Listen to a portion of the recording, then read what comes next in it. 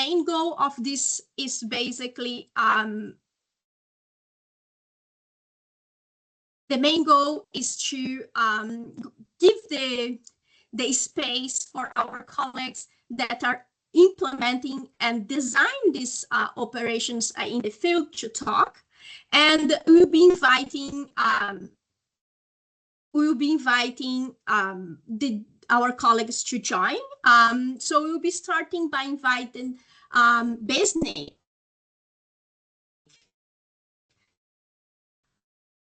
who is to talk with him. You have also Samuel Okania, who is project manager of Uganda Energy Credit Capitalization Company, and they will both be present today the Uganda case. Please, Besnek and Samuel, the floor is yours. All colleagues, please be sure that the microphone is muted. Thank you very much, Michelle. So yeah, maybe I can begin with my part of the Uganda presentation, and then Sam will join me to continue speaking about the electricity access scale-up project. Just sharing here.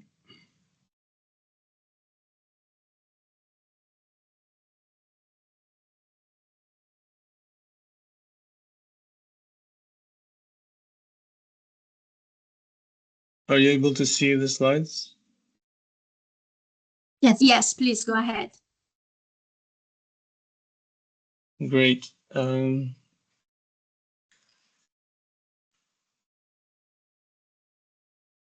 Yeah, so I think the main point in this background slide is that, you know, the reliance on biomass in Uganda has been, as you can see, it's over 95%. But what's made it very difficult to make a dent, I think, in the number of people relying on biomass is the population growth, and you know, which is not allowed to make. Sorry, can you guys mute? Thank you. Yeah, and of course the charcoal prices, you know, across the country have shot up in prices. They've nearly doubled in the last few years, especially, and in specific urban centers in the north, which you know, has made it more difficult for end users to meet you know, their expenses. But it also presents an opportunity, right, for those households to switch to, you know, other clean fuels which are now comparable to the charcoal prices. Yeah, so before, you know, we had the electricity access scale-up project, which is the current lending engagement that's focusing on, you know, off-grid electrification and clean cooking. We had a $2 million funded ESMAP recipient executed trust fund that focused on about 50,000 households to test out, you know, the demand for clean cooking and the delivery models for that. And so this particular project focused on supply chain integration, and it created basically incentives for, you know, between manufacturers and distributors to partner and then apply to a financing facility to deliver clean cooking solutions. And it also, you know, it was preceded by a 6-month consumer trials in households where, you know, willingness to pay and compatibility and adequacy of the different products was evaluated before the launch of this particular pilot. And so something called Distribution Challenge Fund that we established, and this created basically consortia, sometimes manufacturer distributor, but also sometimes with a financing intermediary. You know, it could be an MFI, or it could be even you know, a pay-go delivery company that used its financing mechanism in order to, you know, enable delivery of these units. And the consumers also receive support in end user financing via savings cooperatives and MFIs. It relied on three main triggers, or three main lines of support for triggering payments. These were, a one-off kind of working capital inventory grant for the companies to get started with their initial inventory. And then there was a recurring 20 to 30% basically results-based finance grant, which was given upon verification by the independent verifying agency that had to complete this before the payments were triggered. And lastly, we had a consumer engagement subsidy, which basically was a matching grant for any expenses that went towards marketing and communications, like marketing campaigns, communications campaigns, which these expenses had of course to be verified, and then the project would match the dollar for dollar the amount that the company spent doing that, since this was identified as one of the core bottlenecks for scaling up, for stimulating demand in clean cooking appliances. So yeah, just briefly, and on the results achieved, it was a bit of a slow start, but that it ramped up, I think, quite significantly in the last year and a half to 2 years.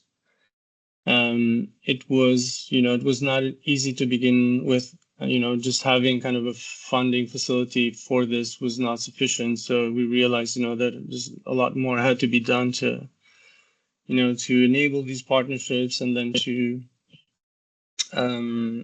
stimulate demand with end users as well. And but with most of these types of projects, we see a lag in the beginning, and then we see a faster scale up later. Also as the implementing agency becomes more familiar as to where the levers are and how to basically how to be able to be more responsive to market demands. Some of the core lessons learned, as I mentioned, there's had to be a lot of kind of hand holding and some, partnership, a lot of workshops basically, where we would introduce different supply chain players, ranging from, banks and MFIs to manufacturers, like both foreign and local manufacturers, and then distributors, whether it's, clean cooking distributors, but also non-traditional kind of like, logistics companies and other distributors that were interested in tapping into this opportunity. The lack of debt financing options, I think was quite limiting, because, we only had a grant instrument at hand. And, I think this is something that, the subsequent project has taken on, which I'll go into in just a minute. Tracking, verifying, sales and usage for clean cooking is notoriously difficult. It's been made a bit easier now with DMRV platforms, but that's still, there has to be a second layer of verification through IVAs, and, deploying like verifying agents in the field is always a challenging task.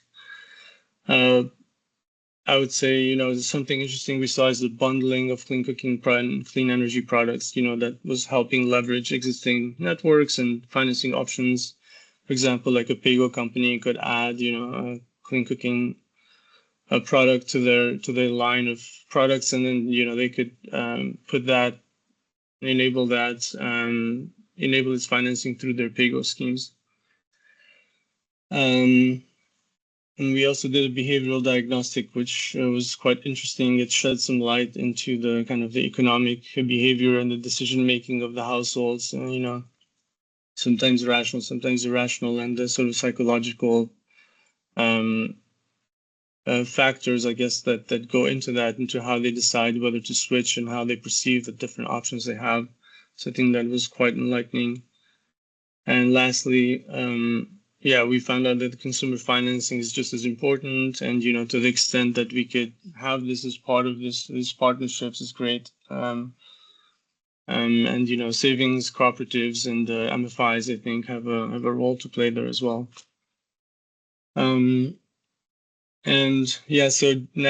So that was the pilot, right? And so this is now the lending engagements that we have, and Samuel Ochanya from UCCC, who's the project manager, will speak more about this.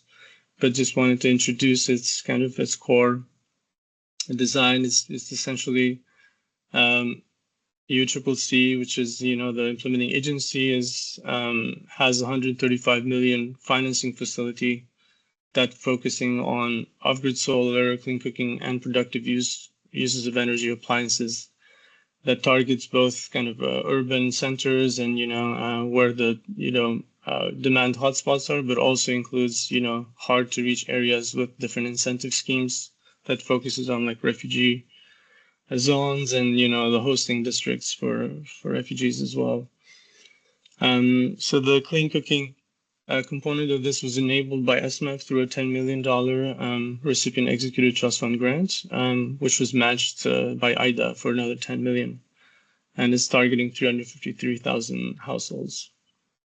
We also have a public institution component there where it is currently targeting 182 schools and hospitals through phase 1, with the second phase expected to target even more. And these with different solutions, including biomass stoves, but also LPG, biogas, and electric pressure cookers. So the basic design of it is that there's like within the financing facility, there's two main instruments. One is a grant instrument, which is a results-based financing grant designed to catalyze scale, but also address affordability constraints on end users, with subsidies ranging from 30 to 50%. And then, with basically a DMRV and an IVA playing the role of verifiers. And then there's a credit support facility, which, is providing lines of credit to those companies that qualify for working capital finance. And this is normally done through a participating financial institution like a commercial bank that is de-risked by the project to be able to on-lend to companies for those purposes. And lastly, there's a TA facility that's, doing like capacity building and for both energy service companies, but also for financial intermediaries and other stakeholders. And yeah, it's focusing across the range of different clean cooking solutions, including biomass, e-cooking, that includes, electric pressure cookers, induction cooktops, and then there's LPG, biogas, and ethanol. So essentially every solution that's available in the market, as long as, it meets the, performance criteria. So on the monitoring and verification, as I mentioned, so the implementing agency is using the Prospect. It's a DMRV platform that has the capacity to, capture real-time sales, and is doing also reduces a lot of time spent on, organizing these transactions and doing the sort of the desk verification and eligibility, meeting the eligibility criteria, which has all been automated in this platform. It's able to parse, digital ID numbers with the national database, which makes it easier to actually check whether this customer actually exists as a real customer, right? And then it of course enables, analytics, like big data analytics, like portfolio performance analytics and sales data analytics dashboards and so on.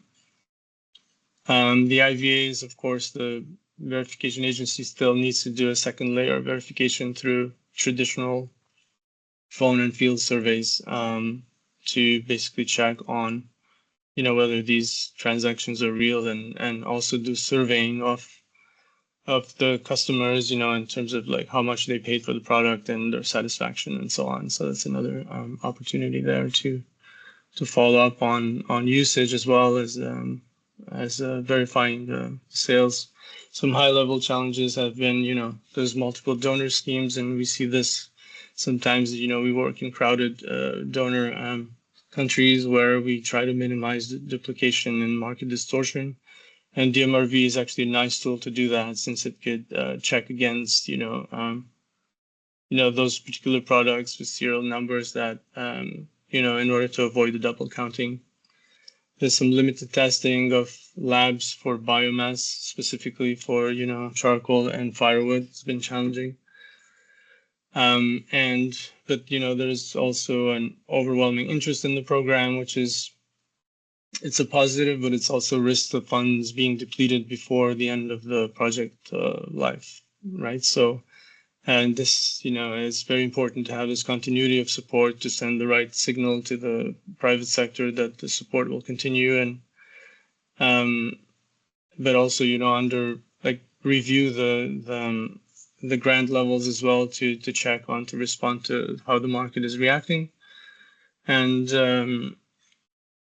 so, yeah, we are announcing that basically Ascent Uganda is also a follow-up project that, once this particular project ends, that we'll have another lending project that will continue the same line of support with the new IDA funding and other partner funding. So I think with that, I'll end here, and I'll have Samuel continue the second part of this.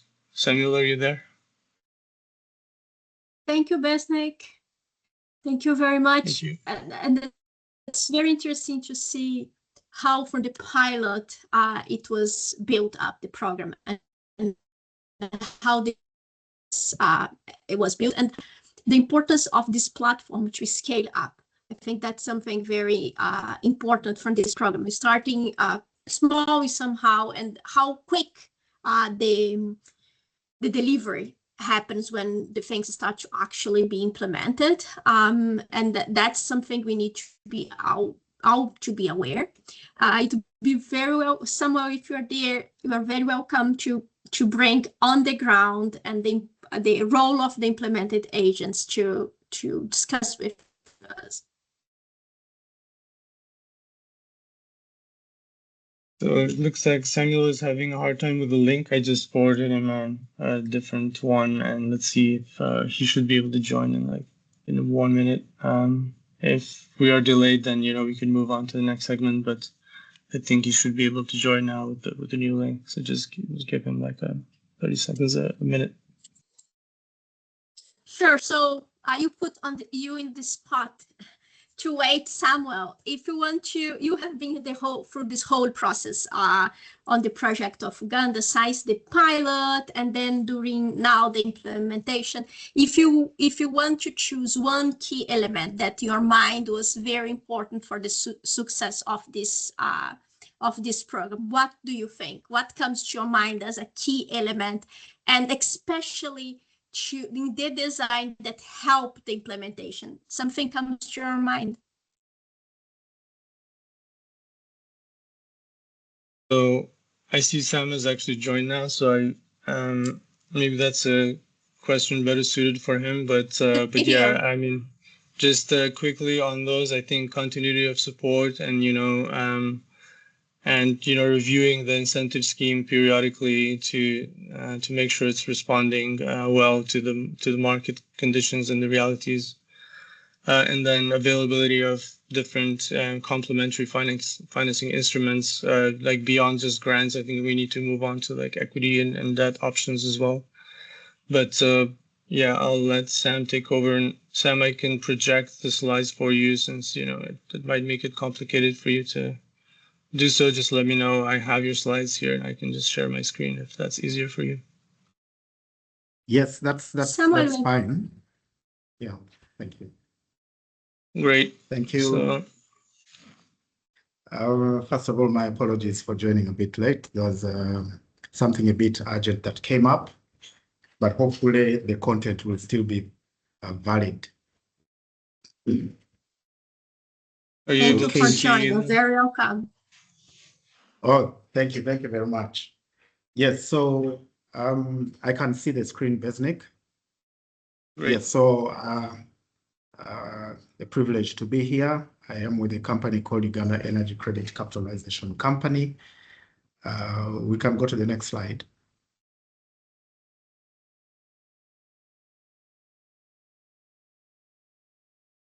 Well, so this is the flow of my presentation. It should take maybe about 7 or 8 minutes at the most. We shall go through the financial intermediation component of the electricity access scale-up project. We'll just get a few highlights on the clean cooking performance, and then what are some of the successes and the challenges that we have encountered so far.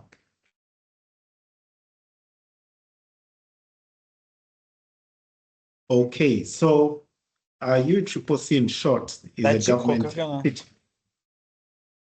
UCCC is a government of Uganda company that was basically established to facilitate investment in the renewable energy space. And it is a relatively young company since 2010 that was supported by the World Bank, basically in establishment.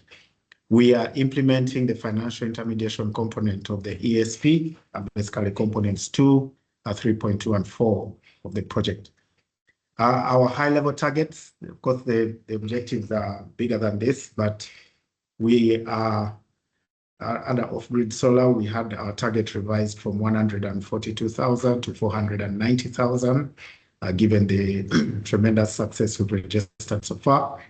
Clean cooking, we have a target of 353,000, and then for PUE, we have a target of 9,000.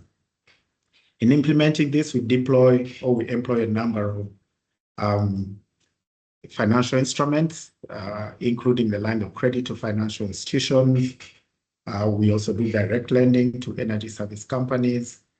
We have got some de-risking instruments, including the partial credit guarantee, the technology risk guarantee. We have got the RBF mechanism, basically, which we are using to deliver the price subsidy discounts for 3 schemes of grid solar, clean cooking, and productive uses. And we have got the technical assistance program.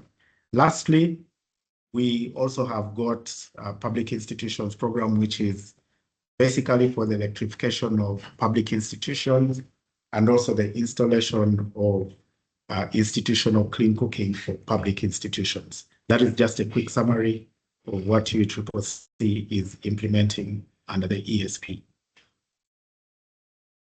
Next slide, yes, Nick. All right, so for ease of reference, let me see if I can be able to annotate. Okay, so the RBF program, which is on the top left, we are extending grants to energy service companies. Extending grants to energy service companies to provide results-based financing or extend price discounts to Ugandans and refugees. But also, we coupled these price discounts with incentives to the energy service companies to make them basically provide the interventions and the solutions in areas that are away from Kampala or the central region. We had some good response from companies, the expressions of interest for clean cooking companies. We received a total of 82.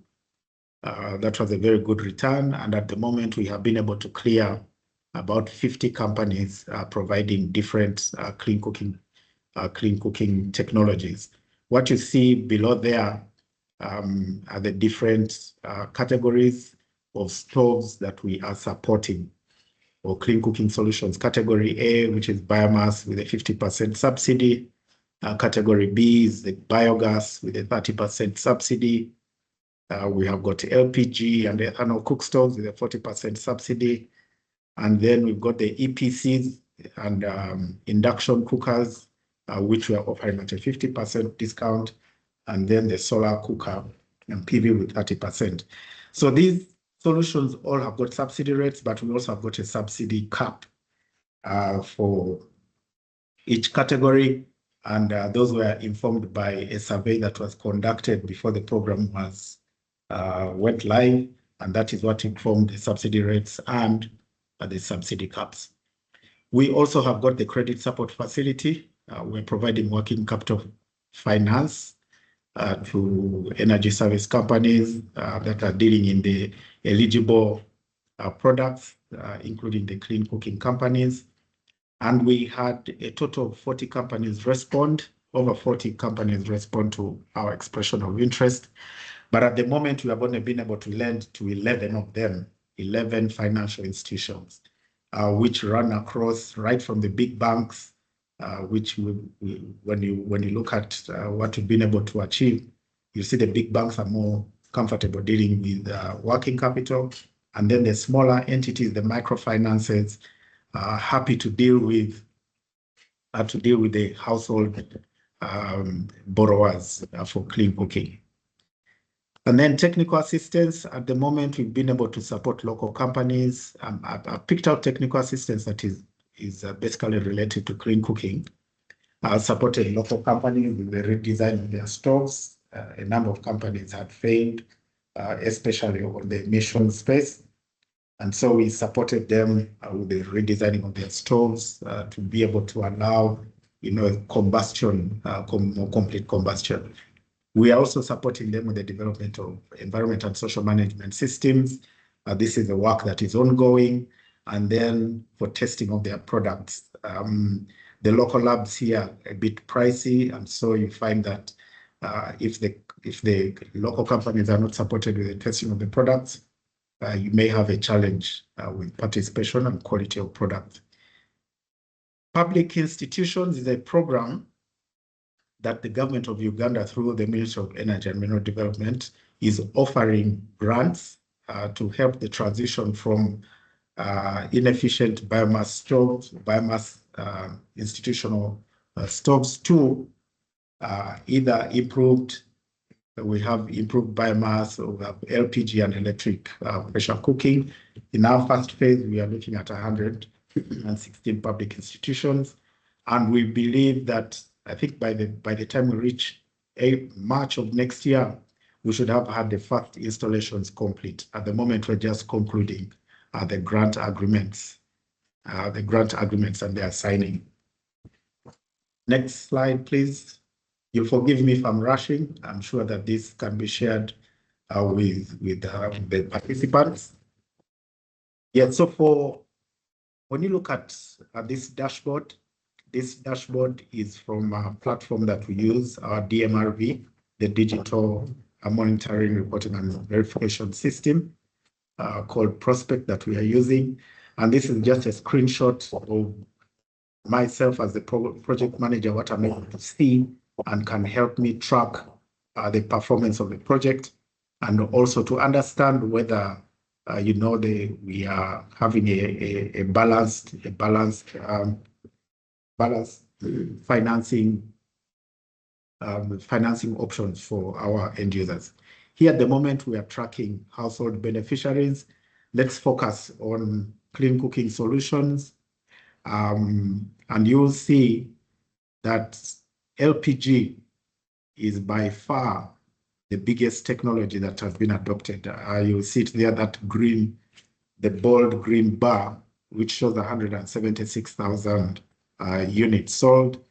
And then after LPG, you have got the ethanol stoves picking up with about 7,700. We have the EPCs at 5,700, and the biomass stoves carbonized at 2,300. We expected at the outset of the project that biomass would contribute a significantly higher number.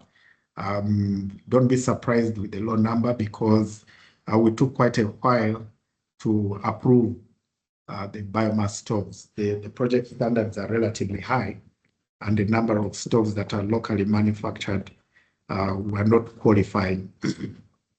So on the bottom left there, I also picked out a number that I thought would be quite interesting to look at, and that is the kind of payment modes that we have. We have got two that we have seen at the moment.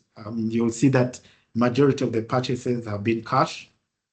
191,000 units have been purchased cash, and then PayGo is 638. All the 638 have basically been EPCs. So that, I think, basically speaks to how compatible at the moment EPCs are and the companies that are selling EPCs. Possibly they have sufficient or relatively sufficient capital to allow them these staggered payments by their beneficiaries.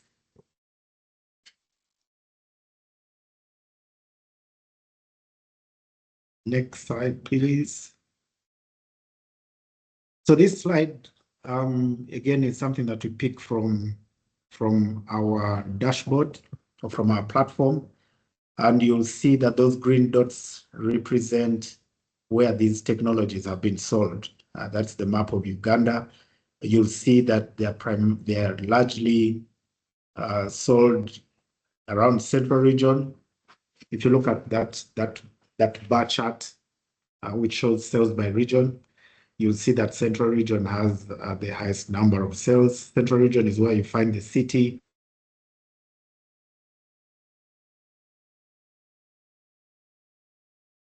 You'll see that the Western Region is also picking up, and then you'll come East and Northern are relatively the same uptake, level of uptake. The uptake in the Central Region is encouraging. Reason being, the Central Region is where we have the higher income brackets or demographic, and the higher income are also very huge consumers of charcoal. So when we see that there are a lot of sales happening in the Central Region, coupled with the ban, the president banned the sale of charcoal, we see that this is a very good development for the environment, but also in terms of change in tradition or change in paradigm. If you just hold on that map, also helps us when we get additional funding to know whether we need to make changes to the incentives. It will inform discussions around incentives to the energy service companies and possibly also the subsidy, the levels of the subsidies that we are offering. Next slide, please. I'm very sorry to interrupt, but I think we are running a little bit out of time. Someone, if you can start to finalize, that would be great. Okay, all right, great. Let's keep this slide. The next one is my last slide. If you may, the last slide, Besnik. Well, so what are the successes that we've seen so far? Of course, the DMRV that we are using is very helpful for us making data-driven decisions. We've got strong partners. A lot of the LPG companies are participating. That has been very helpful. Spread microfinance institutions supporting households with their borrowing needs. But I'll go maybe to the challenges. Yeah, we've had some challenges in the approval of the locally manufactured stoves. The testing capacity of various labs in the country is weak, and we're proposing some support to them to help them in their capacity. And then in some areas we've not had standards, and so the project is helping the development of some standards, especially like institutional biomass. And then lastly, we've observed that the local companies, the smaller ones, have had challenges accessing credit from the participating financial institutions due to lack of investment readiness. Thank you very much. I know I have rushed, but I hope that was insightful. Thank you very much. Thank you so much, Samuel. It was very insightful. And I think some of the key elements you raised here in terms of standards and also in terms of the credit line, how to combine it. So thank you so much. I'd like to invite our colleague, Tanuja, to join us now. Tanuja is a senior energy specialist in the World Bank South Asia Energy Program and has a large experience work on clean cooking. Tanuja, you are very welcome. Someone, can you help us sharing her slides?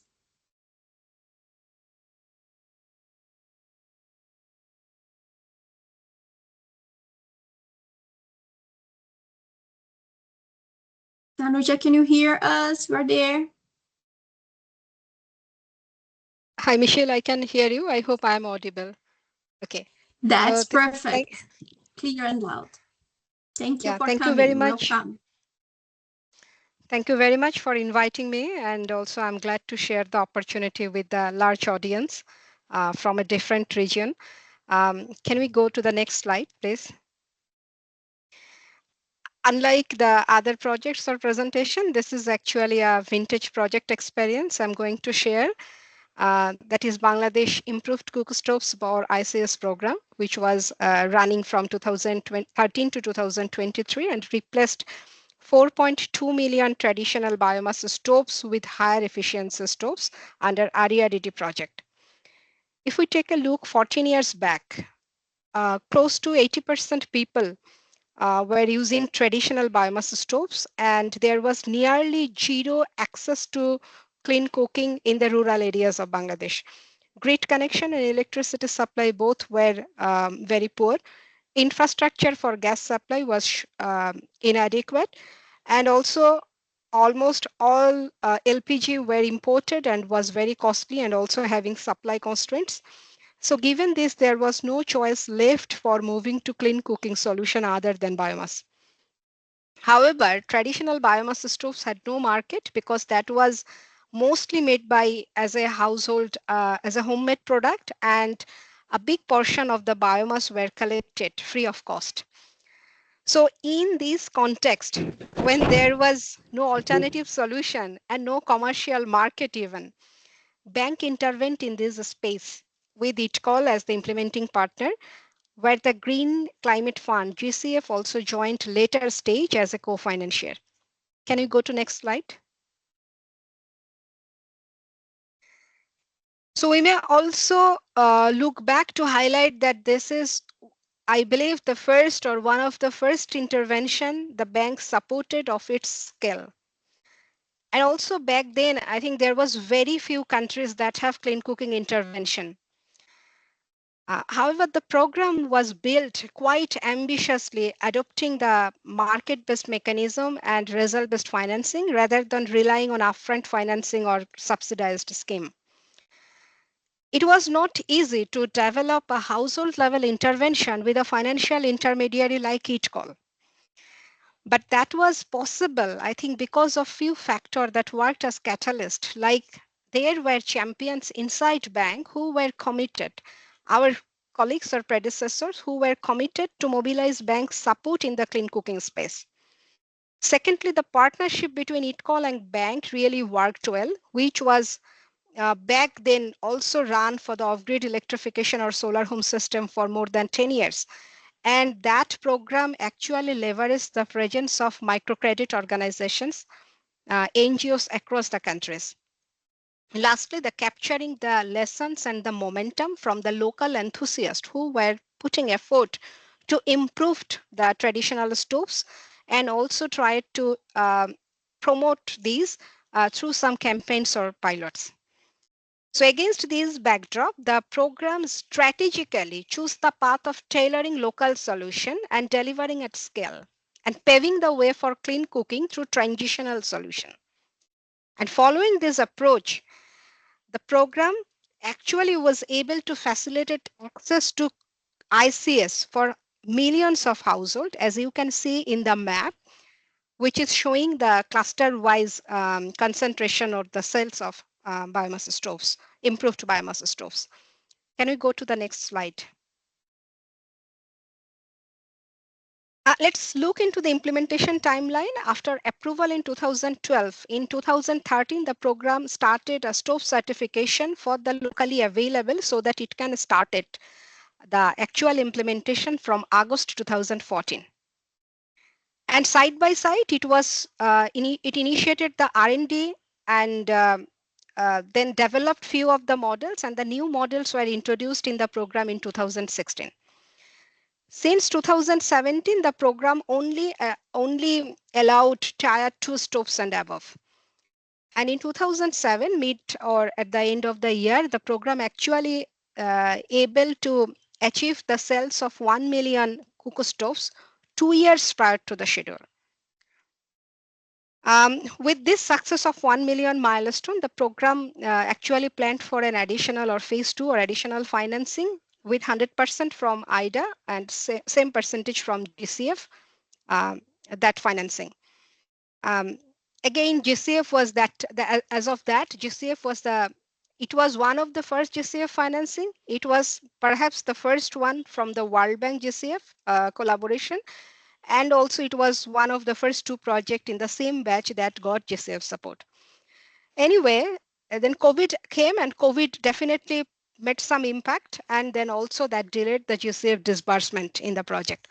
But thankfully, with the support of IDA, the program continued and quickly recovered after COVID. And in December 2023, the program was closed with the achievement of 4.2 millions. I think a major outcome of this program is to develop a local solution and to create the supply chain. The higher efficiency stoves, that is efficiency wise tier 3. So when it was, the traditional stoves is below 15, the tier 1 that the program had initially from the market without equal effort, that was close to 20%. The program came to 36 to 40% that we will see in the next slide. And it was also suitable, low cost, shorter payback period, and also suitable for the behavior of the customers and especially for the biomass types that is used locally. Next slide. So these are the most popular models. There were several models that came from the HCOL R&D program. And this is, as I mentioned, from 36. There was portable, single mouth chimney and double mouth chimney. And you can see the major thing that was worked from tier 1 to tier 3, that is metallic lining, Rockwell insulation, and air inlet. This program also supported building the supply chain. As I mentioned, the production centers were almost across the countries, and they were able to deliver the solution. Next. If we come to the key outcomes, I would say that only $10 per household that the program invested. And that came, of course, from the climate financing, which is a good feature of the program, that the program was credible and was designed the way that it could leverage the climate finance. And 100% of the program's financing, that was also similar co-financing from the local beneficiaries in terms of payment, because the stoves were not subsidized. The money that was inserted is actually to support the promotion, the quality standard, the R&D, and all the other monitoring inspection activities. If we see the output in terms of GHG emission reduction, it was less than $3 investment for per ton of CO2. I would like to highlight the savings of biomass was 68% from the baseline, and the adoption rate was 96%. That means there were repeat customers who were not included in the 4.2 million. Thousands of professionals trained, thousands of job created, and the program was implemented by 76 partner organizations who still exists and can work as the, the network for the next phase of implementation. Next. So if we look into the program structure, that were PO or partner organization, they are at the key of the program. They're in the charge of sales and also for the local level demand creation and awareness creation. Then ITCO's role is the national level demand creation, monitoring, implementing, working as the financial intermediary. There were 2 independent committees. One is the PO selection committees, and other one is the technical committee for the stove certification. So both these committees are actually comprised of experts from different organizations and stakeholders. The program followed a cluster-based approach to mitigate the risk of market distortion. There was an operational committee who used to work or review the progress of the cells and each cluster, and also follow up the implementation issues, provide the solution. That meets monthly, that is called PO from. The operational committee consists of ITCOLs and also World Bank and other key players to support the implementation and address the bottlenecks. Next. Quality control was the key of the program, and the quality control took place in 3 phases. One is the production center. There was random sampling, and also there was a targeted sampling that the production center has to send for the stoves that they're manufacturing. Then there was ICS installation and after sales service that was verified by the inspectors, and there was inspection for the promotional activities, how the POs are carrying the promotional activities.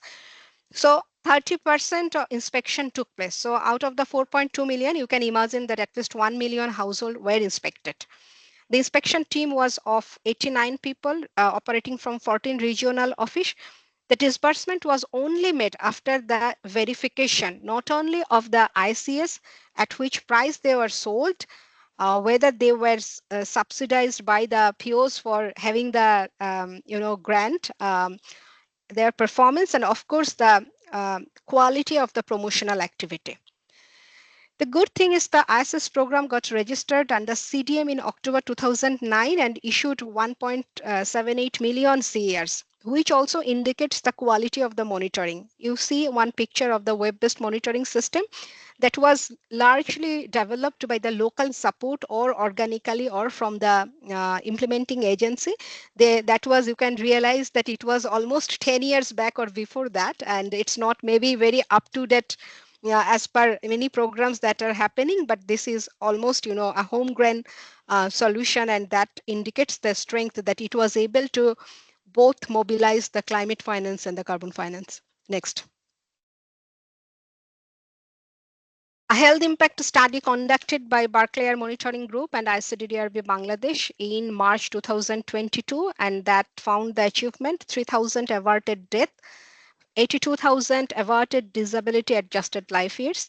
The kitchen concentration reduced for both PM 2.5 and CO carbon monoxide by 86%, 57%. Personal exposure reduced by 31% and 86%. Next. Lessons learned, definitely, as we highlighted, that local fit, homegrown solution, definitely flexibility in design, because you can adjust the grants, incentive, performance time to time. And that is really important, because for clean cooking, if the context change, and also we have to rely on market's response, the consumer's expectation, all those things, those were there. Invest in people, invest in quality. That is a big learning. If I say the way forward, the Bangladesh is looking for preparing, conceptualizing the next phase program with Tier 4 electric cooking and modern electric system. So the key learning, key way forward for the next steps, that we should move from the cook stove solution to the clean cooking domain, which is more multimodal shift and which fits for the context, which is also helping going beyond the rural household or poor households, that because there is in the urban sphere also, for the sustainability, for the need, for the change in the land energy supply, there is also shift. So how the program can support those. Secondly, the energy landscape should be at the heart of the program, which is often we miss and found it as a demand side intervention or household level intervention. So as we do not bring the macro features, sometimes we are also not getting the attention from the client side. We fail to mainstream the project if we are not looking at the energy landscape. If we just design an isolated clean cooking program like that. Then the business prospect. I think access to finance was needed. We found throughout the program that the household and both the POs and the suppliers, they have an need for access to finance, beyond the result-based financing or the incentive. So the business prospect, if we come, look forward to the next, there will be many type of solution, and there will be different players for the supply chain business investors. So the important thing is leveraging private capital and also leverage the climate carbon and other concessional finance. So I think as a whole, we need to see the prospect of clean cooking industry as a whole, which can go beyond the clean cooking, but also look into the kitchen, which is an important thing if we look into the indoor air pollution concept. And as a whole, we need to see the job, the business growth, and the other economic and financial benefit. Then the program, as I mentioned, to be able to reach that level of scale. Next. Thank you for your patience and listening to the vintage program. I look forward to hearing to the next part of the discussion. Over.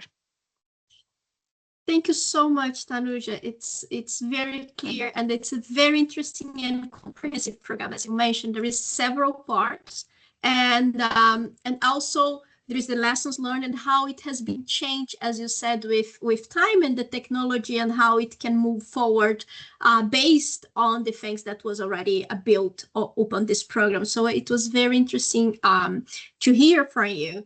I'd love to invite now our colleague that is also part of the CCF, the Clean Cooking Fund, and has been leading many of the dialogues and engagement in Ghana. It's a clean cooking expert. Alex, the floor is yours. Thank you very much, colleagues and everybody. I bring you greetings from Accra. I hope I'm audible. Loud and clear.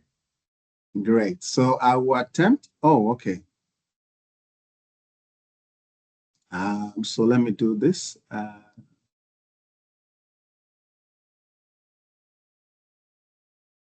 Okay. So thank you very much once again. And I'm glad to bring to you our experience from Ghana. I must say, actually, that Ghana benefit from a well-developed clean cooking space that is a combination of government-led or has a very active government participation in terms of leading a number of the initiatives. We also have a very vibrant private sector association, the Ghana Alliance for Clean Cooking.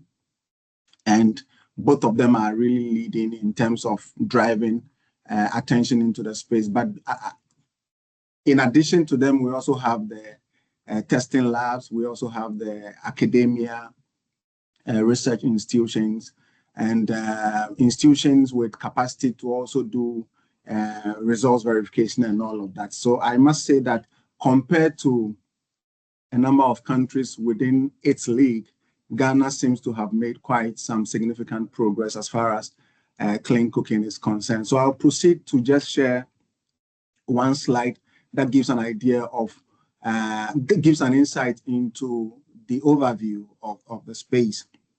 As we speak, the last time data was collected on Ghana by the Ghana Statistical Service in 2021, the indication is that about 36.9% of the population have access to LPG and are using LPG as their primary source of fuel for cooking. In addition to that, about 1% of the population are estimated to also use electricity for cooking, but that notwithstanding, about 54.3% of the population are using biomass for cooking. And here we're talking mainly about charcoal and firewood.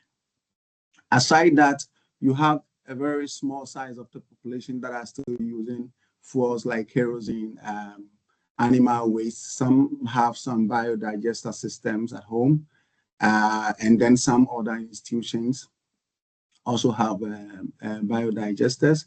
But, well, a percentage of the population also do not do cooking at all. I mean, that was interesting to find anyway. So in terms of access, that's how much we are doing. But beyond that, government, as I mentioned, that government has a very strong appetite in clean cooking and has been at the forefront of advancing the cause of clean cooking through a number of policy directions and documents. So we've seen the issuing of the strategic national energy plan. We've seen the development of a national energy policy through the nationally determined contributions. We've seen the development of the Renewable Energy Act, the Renewable Energy Master Plan. We've also seen, for instance, the Ghana Energy Transition Framework. And quite recently, we've seen the development of the National Energy Compact. And all of these, even though they are not dedicated policies on clean cooking, have some coverage as far as clean cooking is concerned. Beyond the policies, government have also been active implementing projects. We've seen the implementation of the Rural LPG Promotion Program, where government focused on improving access to LPG in rural settings.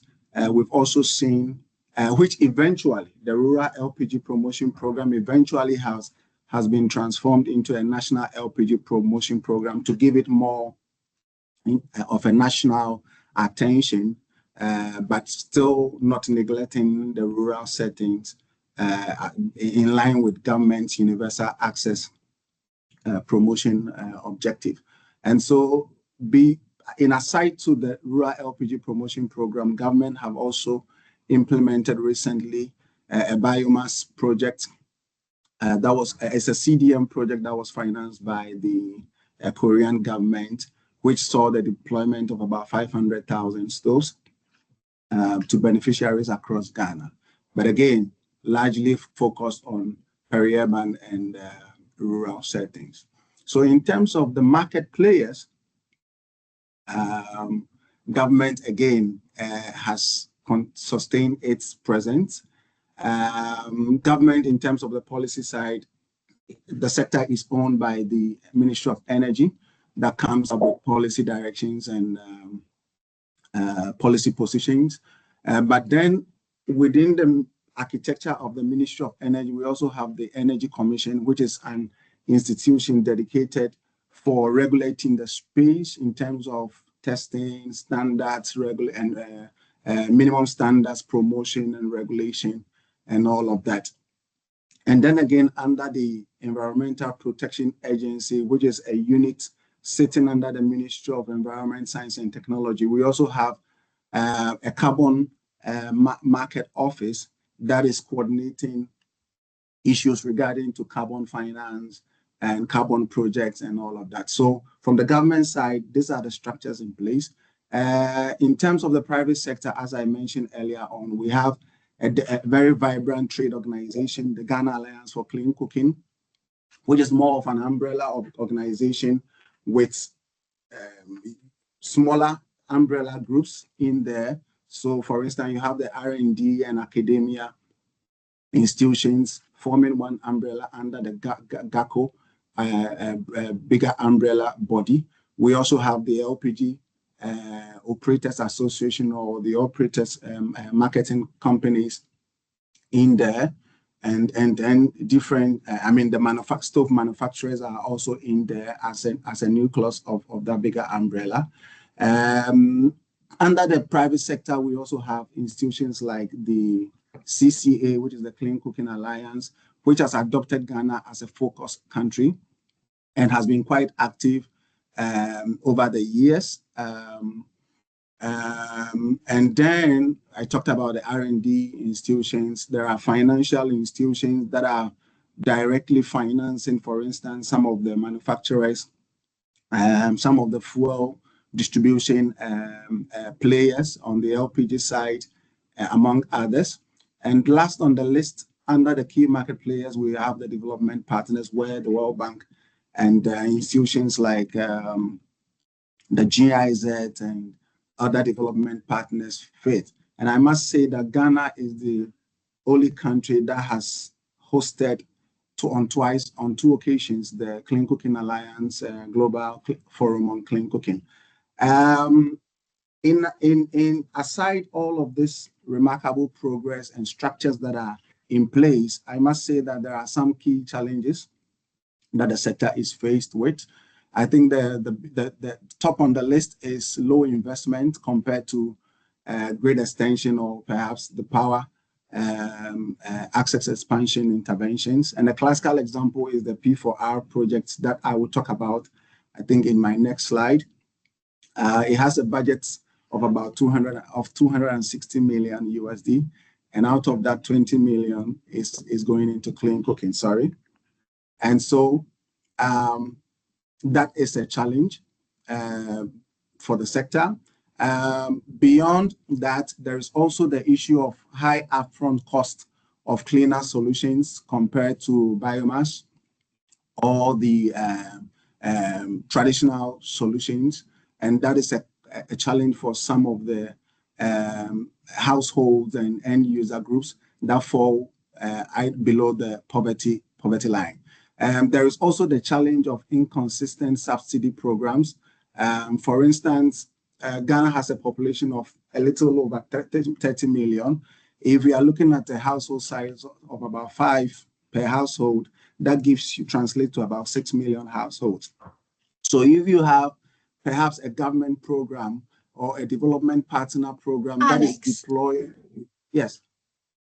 I'm very sorry to interrupt you. It's very interesting, but we are a little bit worried about time, and there is few questions that we want to discuss. If you can start to finalize, that would be great. Thank you. All right. Okay. Okay. So in terms of the challenge, they are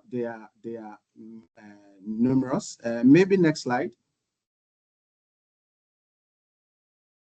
And so the World Bank has intervened in the space since 2019. We've seen 3 projects so far. The Ghana Energy Sector Transformative Project, which was a technical assistance project. It was a 20 million intervention. The clean cooking component received about a little over 700,000 USD. And basically, it was financed through with the IPF financing model, where the focus was on strengthening institutional capacity, developing knowledge documents, helping to understand the dynamics as far as the clean cooking is concerned, also gone into policy development issues, strategy, and all of that. I mentioned earlier on that even though there are quite a number of policies in Ghana that covers clean cooking, there wasn't any dedicated policy on clean cooking. So part of that support went into there. There was also the development of a strategy, a clean cooking strategy, that will give meaning to the implementation of the policy. The second project we've had so far is with the under the Ghana Poverty Productive Safety Net Project 2. There is a grant of 2.5 million ESMAP Trust Fund under that project that is supporting the deployment of stoves to about 2,000 schools under the Ghana School Feeding Program. And then the recent one, which is the Ghana Energy Sector Recovery Program, which is using a blend of the Program for Results financing model and also the IPF, because even though some progress have been made and Ghana is somehow higher on the developed ladder, there are still gaps that needs to be filled to be able to guarantee the set target development, disbursement link indicators that are set in the P4R instrument. So the IPF component and the P4R component are being used simultaneously under the Ghana Energy Sector Recovery Program to advance the cause of clean cooking. And we've seen our interventions focused on, for instance, deploying about 457,000 stoves, LPG stoves. 450,000 of that is going to households. 286 are going into second cycles institutions, and the rest of 6,000 plus are going into productive use of energy. So commercial caterers and all of that. Next slide, please. And so the 2 main financing instruments that have been used, as I mentioned earlier, has been the investment project financing, the IPF, which has basically focused on inputs and activities and also technical assistance that helps to achieve disbursement-linked indicators and also kind of support the achievement of long-term goals and system-wide results. So, for instance, consultancy, studies, knowledge document, and then, for instance, under the P4R, there is the verification institution that needs to verify results for government. And so the IPF is financing that. We need the testing labs to be ready to be able to test the stoves and ensure that the stoves that are coming on the market meet certain minimum standards. Some support is going into that space. The trade organization I mentioned about, GACO, is also receiving some support on behavior change communication and also strengthening the stove manufacturers and then the private sector to be able to support the deployment of the stove targets that we are looking under the P4R. As for the P4R, is disbursement linked indicators is focused on results. It is incentivizing transparent and verifiable performance, the use of country systems, of course. So it comes in to support country systems. And as you can see from the diagram, there are dedicated accounts sitting with the Bank of Ghana, where results that are achieved by the government, funds that are linked to results that are achieved by the government run through, comes to the government and the other development, implementing partners that are within that framework. Next slide, please. We've learned some few lessons. Lesson number one is that we've noticed that performance-based financing drives accountability and results. And it helps us to improve transparency as far as the implementation is concerned. It also helps to strengthen implementation discipline, especially from the government side, and reinforce monitoring systems that ensures quality delivery and measurable progress. So that's point number one. We've also seen or learned that the use of IPF alongside P4R, has a double or combined effect, in the sense that whilst there are disbursement-linked indicators, there could be gaps that does not allow the government to achieve the results that have been earmarked. And so the IPF comes in to support the government close those gaps so that those results that are being aimed at are guaranteed and can be achieved. And so it is very helpful in this regard. Intervention coupling. One of the lessons we've learned is that I think the idea of coupling clean cooking to wider energy sector interventions has also helped. And we've seen that bringing an investment of about 20 million USD. That has not happened in the past within the space. And so intervention coupling, I think, has been quite helpful. The same has it happened, help under the social intervention project that we've been able to leverage to bring clean cooking to school feeding. Cross-cutting. The cross-cutting intervention. Sometimes when you present clean cooking as just a standalone intervention, the appetite for it is quite low. But then when you project the co-benefits, the gender dimension, the climate dimensions, the economic dimensions, we see that it resonates with the government, and we think that it's a very smart way of projecting clean cooking. But that notwithstanding, another lesson is on market sustainability, which remains a challenge, that the intervention of subsidies and also, subsidies, I think poses a challenge to maintaining a very thriving market and not to distort the market. I think the earlier presenters had touched on this subject, and I think going forward is one of the gray areas that we need to figure out how to address. Last slide, recommendations. That's my last slide, please. And so going forward, I think the use of IPF and P4R together to play complementary roles is quite important, helpful, has shown and delivered double impact. And so it's important that we look into this going into the future. The challenge is that P4Rs only thrive in areas where there are strong systems. And so IPF should continue to strengthen those systems going forward. The issue of expanding the use of performance-based financing, not only on the side of government, but also bringing it to the side of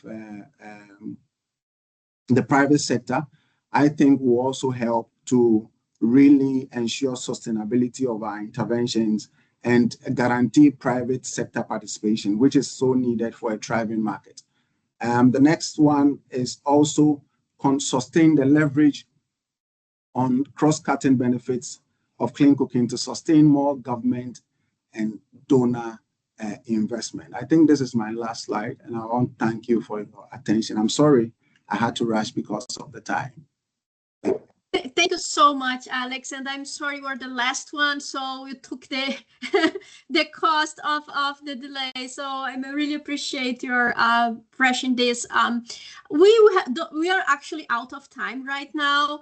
What I will be doing is that we have the questions. We have some questions on electricity, for instance, that we will be coming the next webinar. We will be talking about e-cooking, so I think we can tackle that. And also we have some questions on the credit facility.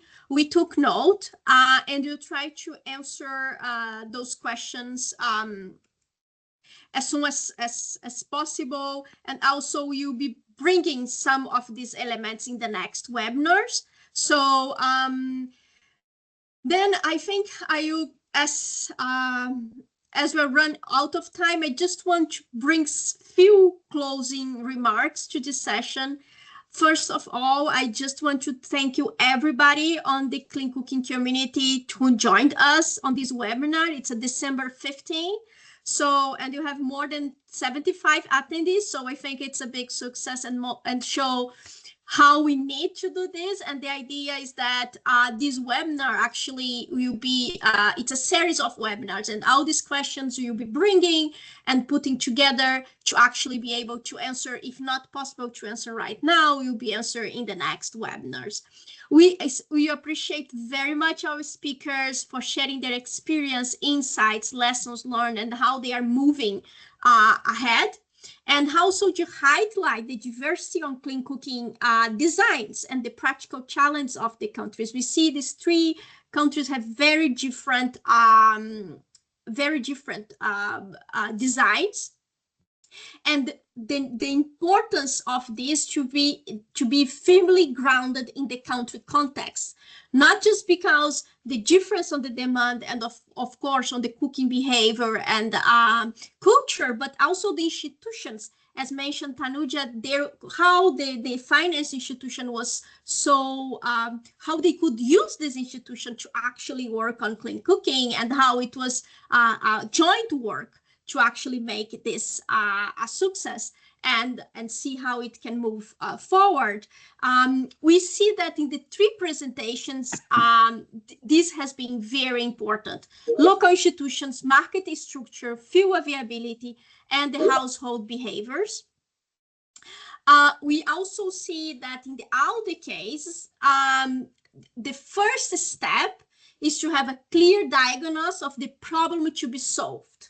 Of course, the clean cooking is a very complex and multifaceted problem, but when you do an intervention, it needs to be very clear what's the problem to be solved and how it is related with, first with the intervention, but also with the triggering mechanism. As Besnik mentioned, what are the triggering mechanisms for the finance itself? And also, I think it's very important in this sense to align the delivery channels, the incentives that's related, associated with the triggering mechanism, with the problem that we're trying to solve. And often does not solve all the whole clean cooking issue in the country, but it's able to solve some of the key challenges that can leverage and develop the market.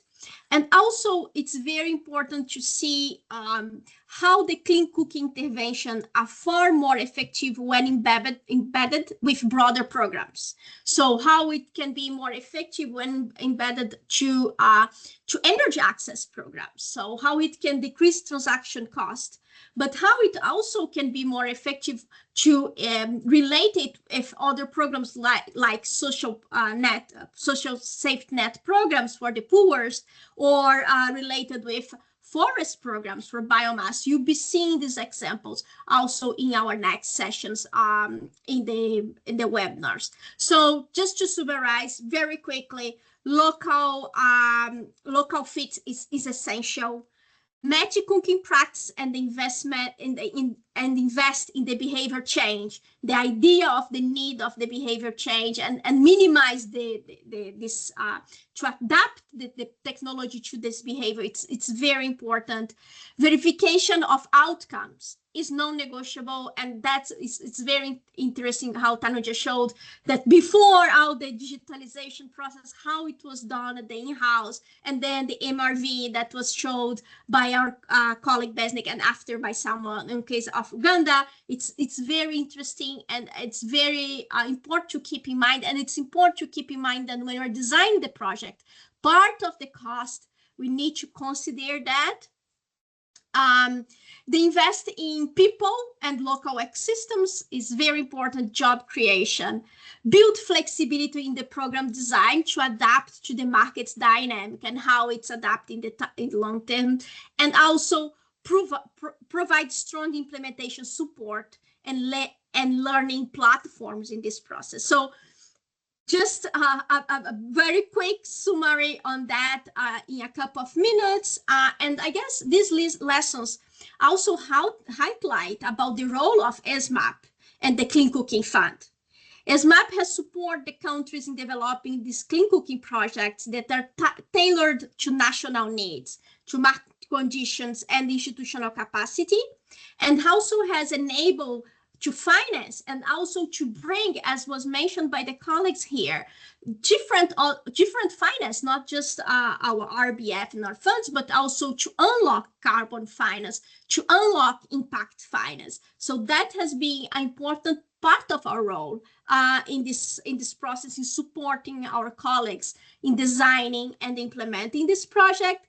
And it's also important ESMAP acts as this knowledge platform to facilitate learning across countries and regions. Today we have, beyond our African colleagues, Uganda and Ghana, have Bangladesh bring this new perspective at the global level.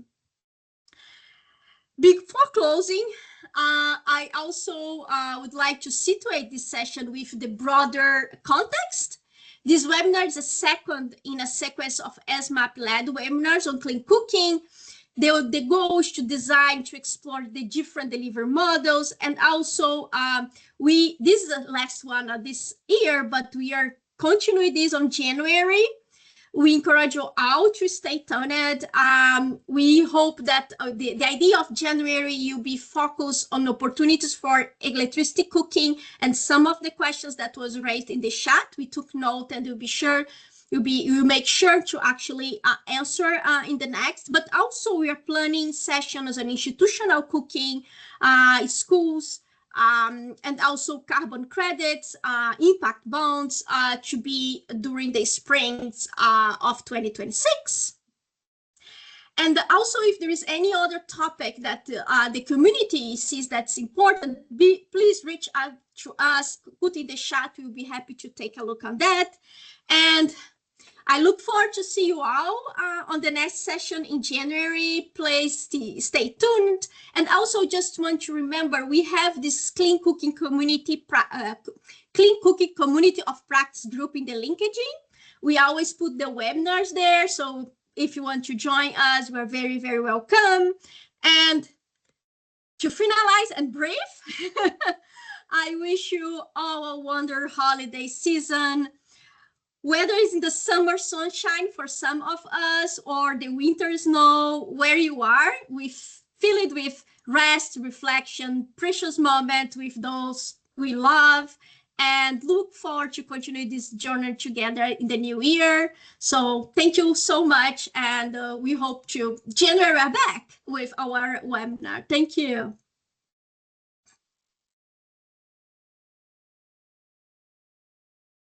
Thank you. Thank you. Bye.